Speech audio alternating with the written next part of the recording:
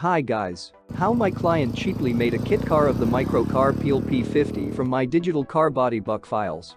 I used a 3D scan model of the P50 micro car.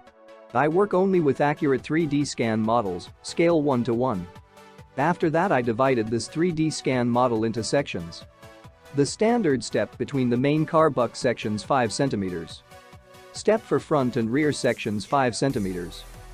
Then I saved a digital car body buck sections in JPEG and DXF format. This digital car body buck files need to print on a regular paper printer. You can use absolutely any paper printer. Or need to cut on a CNC or laser machine to obtain wooden car body buck sections. From this wooden sections need to assemble a car buck. My client assembled the sections one after another to get a car buck. It's like Lego, but for men.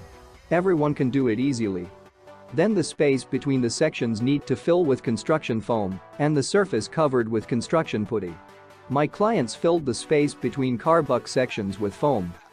After that, he covered the layout with putty and brought the surface to perfection.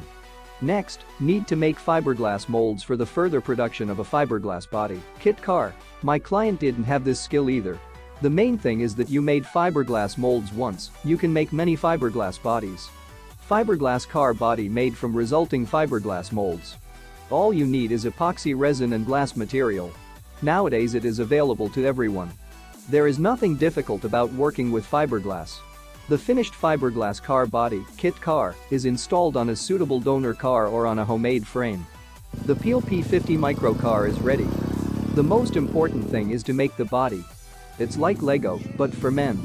Many of my clients make this without any experience. If you need digital car body buck files for self-building a P50 micro car yourself, then Welcome!